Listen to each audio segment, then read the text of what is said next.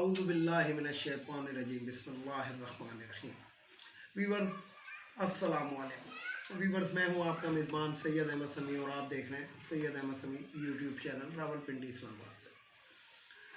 Viewers آج کل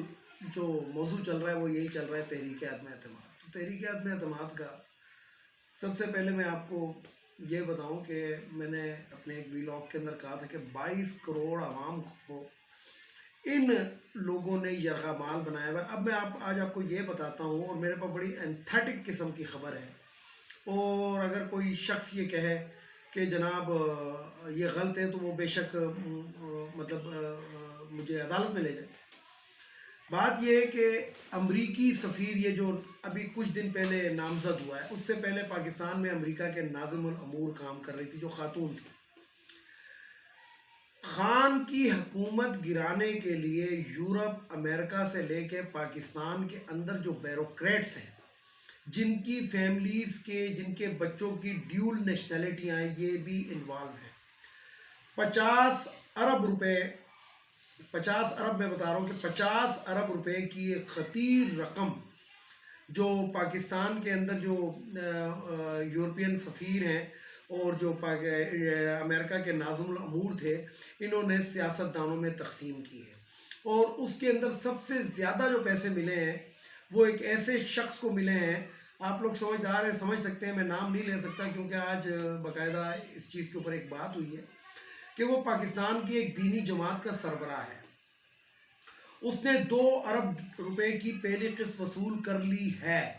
اور 2 ارب کے ساتھ اس کو یہ کہا گیا کہ ان لمیٹڈ خرچہ جتنا آپ کر سکتے ہیں ایڈوانس میں ملے گا، اور ہر چیز آپ کو پرووائڈ کی جائے گی، صرف 1 پوائنٹ ایجنڈا، اور وہ کون سا ایجنڈا ہے کہ آپ نے عمران خان کو ہٹانا ہے۔ اس کے لیے کام کیا ہو رہا ہے؟ آپ کو یاد ہوگا کہ کچھ عرصے پہلے پاکستان پیپلز پارٹی اور نون لیگ کی بہت زیادہ انبن ہو گئی تھی، لیکن امریکن ناظم الامور حرکت میں آئی۔ سب سے پہلے جا کے انہوں نے حمزہ سے، شہباز شریف سے ملاقات کی، پھر مولانا فضل الرحمان سے ملاقات کی، اس کے بعد بلاول بھٹو سے ملاقات کی، آصف علی زرداری سے ملاقات کی، اور اب پیپلز پارٹی جو ہے وہ اس طرح ان لوگوں میں شامل ہو گئی، حالانکہ اس کو شوکاز ہوا ہوا ہے،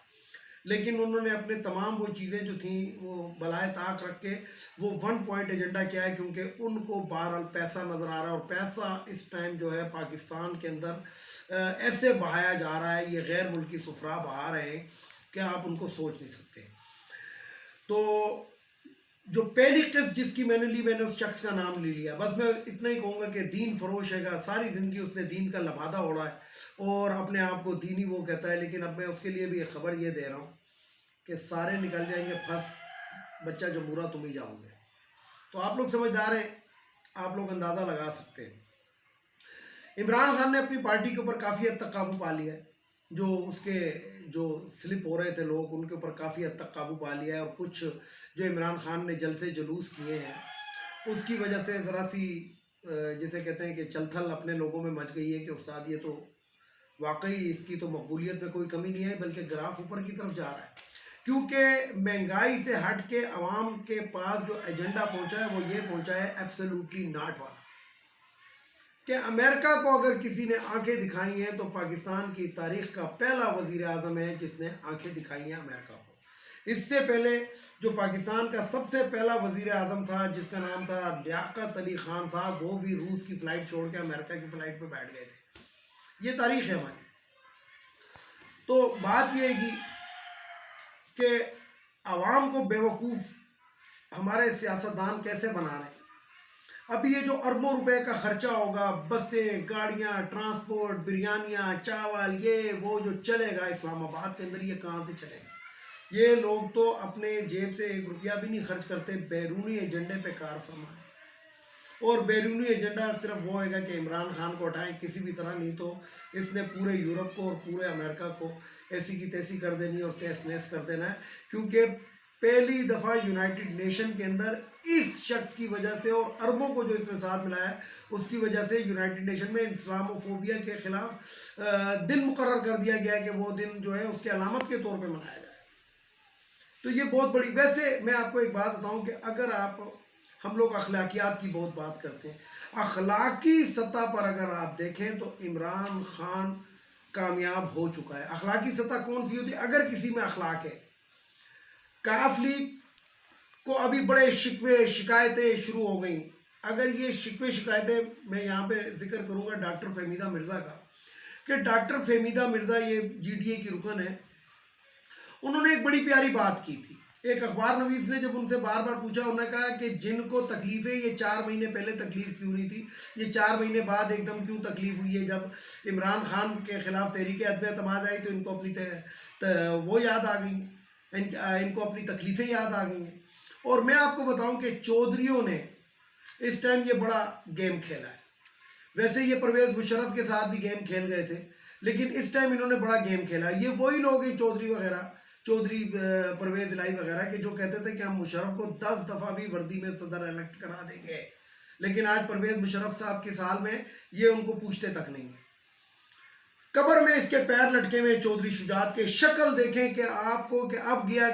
یعنی کہ یہ ہمیشہ کہتا تھا مٹی پاؤ، اب اس کے اوپر اپنی مٹی پانے کا وقت آ چکا ہے۔ لیکن جسے کہتے ہیں کہ بغض عمران کے اندر اور پیسے کے لالچ کے اندر، سیٹ کے لالچ کے اندر، وزارت عظمیٰ کے لالچ کے اندر اس حد تک یہ گر سکتا ہے۔ چودھری شجاعت جس کو قبر کے اندر جانا ہے، یہ تو خیر اللہ جانتا ہے کہ کون پہلے جائے گا کون بعد، لیکن جو نظر آتا ہے وہ یہی آ رہا ہے کہ کچھ دن کا مہمان ہے، لیکن آپ اس سے اندازہ لگا لیں۔ اور کچھ عرصے پہلے تو ایک فیک نیوز اڑ بھی گئی تھی کہ جناب چودھری شجاعت اللہ کو پیارا ہوگا۔ تو بہرحال بات یہ ہے کہ امریکی سفیر، جو موجودہ امریکہ کے جو سفیر پاکستان میں تعینات ہو چکے ہیں، کتنی گلیوں میں کل گھمائی ہے۔ اچھا، اس کے پیچھے میرا بھی میں آپ کو بتاؤں، میرا بھی ایک سورس ہے۔ تو کتنی گلیوں میں گھوما، کتنی اس نے گاڑیاں بدلی کی، کتنی گاڑیاں بدلی کرنے کے بعد یہ مولانا فضل الرحمان سے ملنے کے لیے پہنچا، لیکن اگلوں کو پھر بھی پتہ لگ گیا۔ اب مسئلہ یہ ہے کہ ہم اگر سرے عام نام لیں تو پھر یہ ہوتا ہے کہ جناب اس نے پیسے لیے۔ میں نے صرف ایک شخص کا ذکر کیا، نام میں نے نہیں لیا، کیونکہ کل کو اگر عدالت کے تو ظاہری بات ہے ہمارے پاس تو اس چیز کا وہ نہیں ہے کہ ہاں جی یہ دے رہا ہے، نہ ہم نے فوٹو کھینچی بھی، اور یہ تو ایسی جگہ پہ لیتے بھی نہیں ہیں گے۔ تو مقصد یہ ہے کہ بتانے کا، لیکن فیکٹس اینڈ فیگرز جو بتا رہے ہیں وہ یہ بتا رہے ہیں، اور جو 100% رپورٹ ہے کہ 50 ارب روپیہ سیاست دانوں کے اندر، کون سے سیاست دانوں کے اندر؟ شہباز شریف، حمزہ شریف، مریم، فضل الرحمان اور ان لوگوں کے اندر تقسیم کیا گیا ہے کہ آپ جناب کام کو جاری رکھیں۔ تو میں تو پھر یہی کہوں گا کہ عوام کے لیے تو کچھ بھی نہیں ہے، عوام کے لیے وہی دھکے ہیں، اور کوئی ان کا ایجنڈا نہیں ہے کہ اس کے بعد کیا ہوگا۔ ہاں، اپنے عہدے انہوں نے بانٹ لیے ہیں کہ یہ فلانا گورنر ہوگا، فلانا صدر ہوگا، فلانا وزیر اعظم ہوگا، فلانا یوں ہوگا، یہ ہوگا، یہ انہوں نے آپس میں تقسیم کر لی ہے، لیکن عوام کے لیے کوئی چیز بھی انہوں نے نہیں بتائی۔ دوسری چیز میں آپ کو بتاؤں کہ چودھری پرویز الہی وغیرہ کی جو پارٹی ہے نا، کہ اگر آپ کسی پارٹی میں جاتے ہیں نا، تو ایک پیپسی کی بوتل، فرض کریں کہ 5-6 بندے آپ ہیں تو ایک پیپسی کی بوتل منگائیں، تو ٹوٹل پارٹی اتنی ہے کہ پیپسی کی بوتل سارے گلاسوں پہ ڈالیں تو پھر بھی 1.5 گلاس بچ جائے گی۔ یعنی 5 بندوں کی مشاورت کو 5 ہفتے ہو گئے ان بغیرتوں کی، اور آج تک یہ مشاورت نہیں کر سکے۔ اس کا مطلب ہے کہ مشاورت نہیں، تم دغا بازی کر رہے ہو، تم بغیرتی کر رہے ہو، تھوک کے چاٹو گے عوام کو، تم نے بیوقوف بنایا۔ میری جہاں سے کاف لیگ کے نمائندے منتخب ہوئے، میری ان حلقوں سے اپیل ہے کہ ان کو ایک دفعہ سبق سکھا دے، ان کو ایک دفعہ سبق سکھا دے کہ ہم نے تمہیں جو ووٹ دیا تھا وہ اس لیے نہیں دیا تھا کہ تم بکاؤ مارو اور تم بک رہے ہو، تم نے اپنی بولی لگائی کہ تمہیں شرم آنی چاہیے ایک وزارت اعلیٰ کے لیے۔ او بھائی، وزیر اعلیٰ تم نے بننا ہے تو اپنی پارٹی کو پی ٹی آئی کے اندر ضم کر لو اور بن جاؤ وزیر اعلیٰ۔ نون لیگ تمہیں وزیر اعلیٰ نہیں بناتی، یہ یاد رکھنا، نہ تم ادھر کے رہو گے نہ تم ادھر کے رہو گے۔ جہاں تک پیپلز پارٹی کا تعلق ہے، پیپلز پارٹی کی اور ایم کیو ایم کی بھی نہیں بنے گی، کیونکہ پیسے کی دوڑ ہے گی، اور پیسہ جو ہے کراچی کے اندر بہت ریونیو اکٹھا ہوتا ہے، اور پیپلز پارٹی جو ہے وہ پیسہ کسی کو نہیں دیتی، وہ اپنے پاس رکھنا چاہتی ہے، کھانا پینا ان کے ساتھ زیادہ ہے۔ تو یہ کچھ باتیں تھیں جو میں نے آپ کو بتائی اور بتانا مناسب سمجھی۔ میں اپنے ویلاگ کے اندر انہی چیزوں کے اوپر بات کرتا ہوں، میں نے کبھی بھی ذکر نہیں کیا کہ عمران خان آج جلسے میں کیا کہہ رہا ہے، بنو میں کیا کہہ رہا ہے، فلانی جگہ پہ کیا کہہ رہا ہے، لیکن جو کہہ رہا ہے وہ صحیح کہہ رہا ہے، یہ ایک انڈرسٹوڈ بات ہے۔ تو اذان کا ٹائم بھی ہوا جاتا ہے گا، تو اس لیے میں اپنی ویلاگ کو ذرا سا مختصر کرتا ہوں۔ لیکن چلتے چلتے آخر میں جو میرے جملے ہیں وہ میں ضرور کہوں گا کہ ایک تو ان افغانیوں کو اپنے ملک سے، ہمارے ملک سے اب چلا جانا چاہیے، اپنے ملک جانا چاہیے،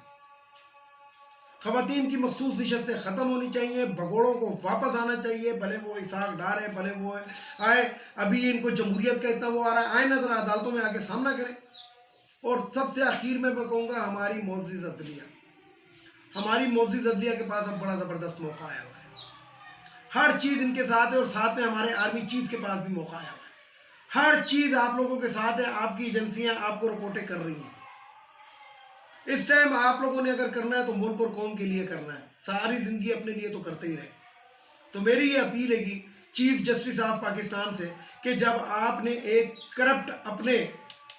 جج کو بچا لیا کسی طریقے سے، تو ایک ایماندار کو بھی بچا لے، کم از کم قیامت کے دن کچھ تو سرخرو ہوں گے۔ تو پھر میں یہی کہوں گا کہ جسٹس قاضی فائز عیسیٰ، تم کرپٹ ترین جج تھے جو تم بچ گئے، لیکن میں تمہیں روزانہ یاد کروں گا، اور ججز سے میری اپیل ہے کہ اس کی بیوی کے آنسوں کو نہیں، اس کی کرپشن کو دیکھیں۔ اس کے ساتھ اجازت چاہتا ہوں تمام دیکھنے والے سننے والوں کو۔ اللہ حافظ، اور آخر میں وہی نعرہ، پاکستان زندہ باد۔